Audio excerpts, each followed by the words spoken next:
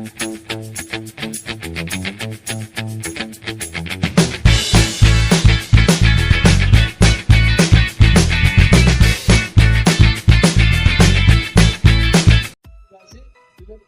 ఉండాలా, సహకార విలువ ఉండాలా, తర్వాత పెద్దల్ని గౌరవించేది ఉండాలా, తమాకు పెద్ద ఆచార్య అది ఇవన్నీ ఉన్నాయి. ఇది యమ నియమ. ఇంకోటి రెండవది ఏమి నియమ.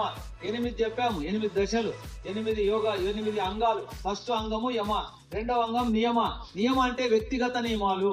ఏంటివి అంటే పరిశుభ్రత. చాలా మంది నిన్న హెడ్ మాస్టర్ చెప్పినారు, ఎంతమంది అర్థమైంది? దినం స్నానం చేసిరా అంటే చెప్పినాడు, ఎంత మంచి మాట చెప్పినాడు.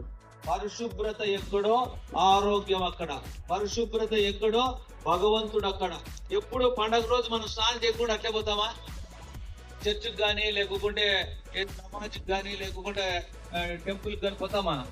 ఆ రోజు అందరు ఇంట్లో అంతా శుభ్రం చేసుకొని వాళ్ళంతా శుభ్రం చేసుకుంటాం. ఇల్లు ఒళ్ళు పరిసరాలంతా శుభ్రం చేసుకుంటాం. ఎందుకంటే శుభ్రత ఉంటే ఆరోగ్యంగా ఉంటాము, రోగాలు రావు.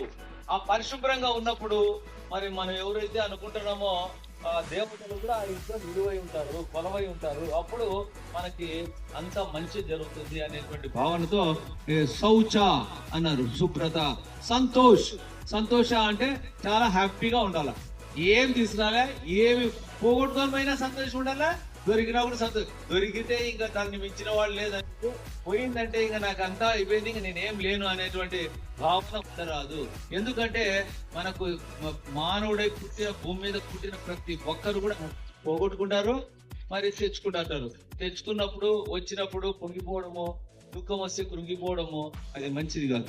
తర్వాత తపస్సు అంటే ఇప్పుడు మీకు చేయించేది తపస్సే.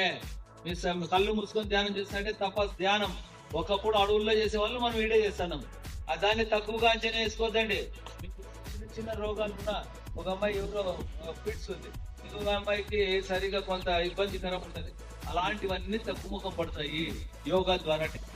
తక్కువ ముఖం పడకు, సైడ్ ఎఫెక్ట్స్ వస్తాయి. ఇప్పుడున్న జ్ఞానం అప్పుడున్న జ్ఞానం వేరే. స్వాధ్యాయ అంటే పుస్తకాలు చదవడం.